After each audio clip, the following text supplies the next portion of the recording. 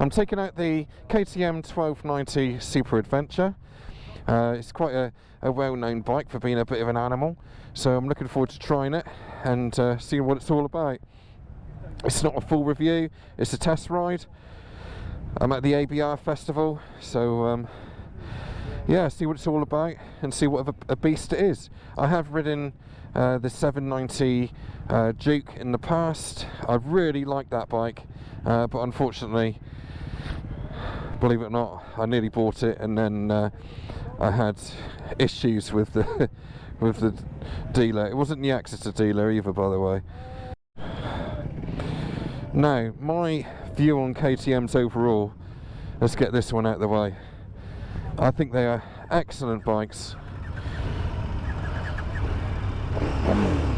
but they are very much well known for some reliability issues.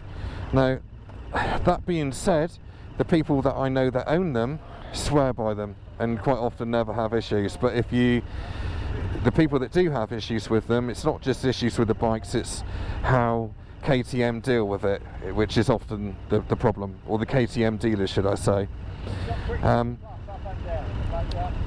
Got quick shifter plus up and down. Yep. On and off. That turns the dash on and off. That's Sorry, when you say on and off, what do you mean? Oh. That's your key. Oh, right, okay. Yeah. Let it do its thing. This is a very powerful engine indeed. Very, very abrupt. God. It's amazing the amount of power that you get out of this bike. Let's talk about the other bits. Right, the screen is really nice, obviously, because it's a TFT.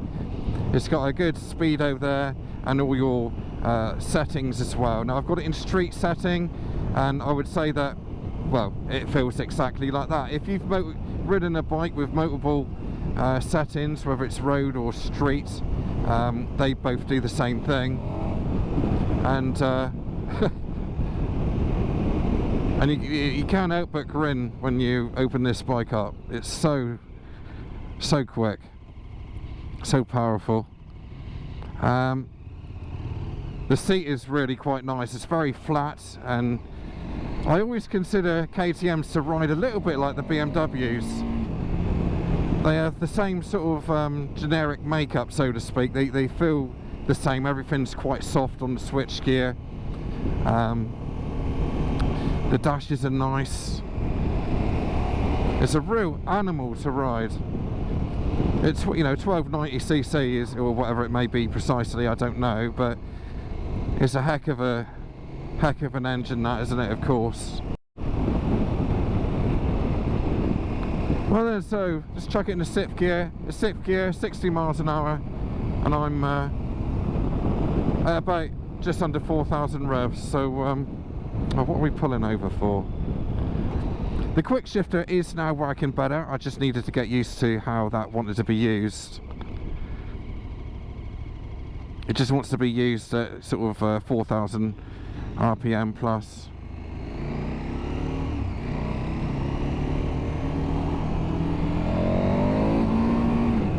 Come on, off you go. That's it. Whoa, whoa, bloody hell.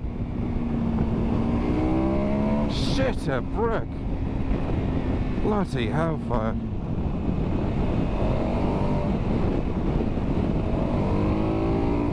God, wowzers. This bike moves. God. Christ almighty.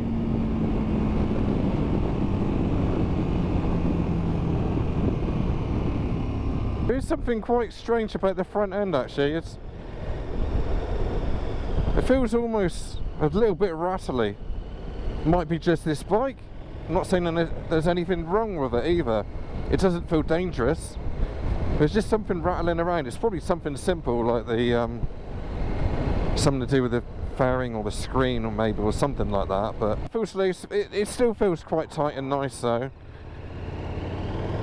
But again, it just reminds me a lot of the Pan America engine, the Revolution Max.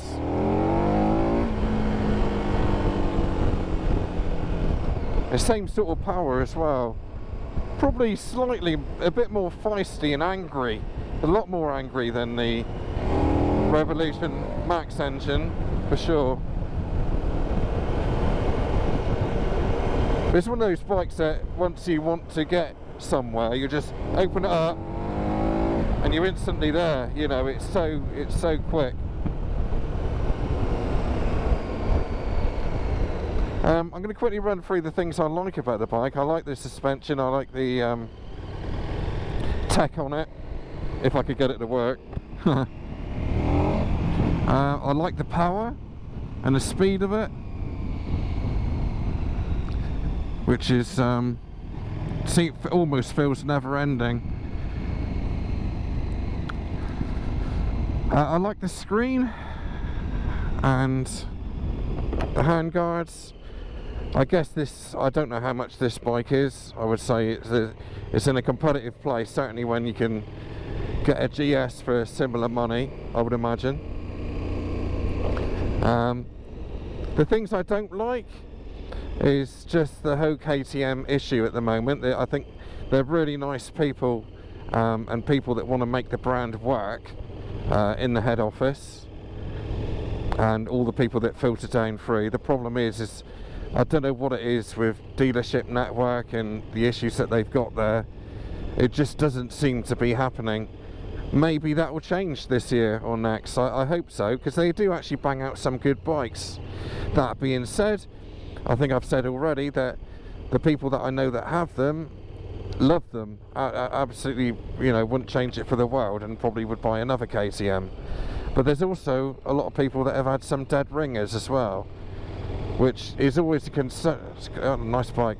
It's always a concern when you're spunking a lot of money, you know, almost tens of thousands out on a bike. So I really hope they can make the brand work. I like what they stand for, I just don't like the way it's been implemented at the moment. Whoa.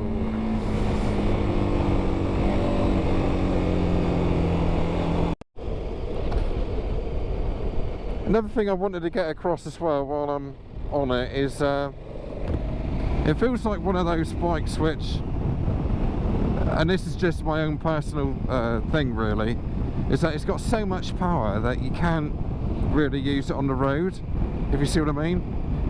What I mean by that is that you can't ride it, you know, if you want to have a quick blast, yes, you can have a quick blast, but it only lasts a second before you're doing twice the speed limit. So rideability factor on that front is limited for me, and most people would love that. Like, a lot of people like just having that power there if they should ever want to use it, which is highly unlikely quite often. As a daily commuter, it of course would do it, but it is quite you know, it's a big old bike to lump around. It still feels like a proper, well, it's just what it is, isn't it? It's a proper big, powerful adventure bike, and that's exactly what it is. So for doing the commute and things like that, it will do it, of course. Any bike would do it, but it doesn't lend itself to me for a commuter bike that I would want. But that's me. So yeah, I think I'm going to leave it here, but thank you very much to KTM on the stand at the ABR festival. Nice bunch of people. I mean, I've got a South African friend who is right into his KTMs, and it certainly seems a bigger thing over there than what it is here. Oh, that's a bit dodgy, wasn't it? And yeah, so I hope that they, you know, what it's like in South Africa they can do over here, because the bikes are decent. You can't get away from that, you know. They really are decent, good bikes. Down a dippy. Yeah, they're cracking bikes. So let's see what the future holds, eh? Hopefully it will be tickety boo. Right guys, thanks for watching. Do like, and if you haven't subscribed yet, if you could subscribe, that would be great. And certainly if you got a KTM, if you got one of these, I'd be interested, or any KTM, I'd be interested in knowing what your experience has been like. most importantly, because I do tend to gather this information. So yeah, again, thanks for watching, and I'll see you next week.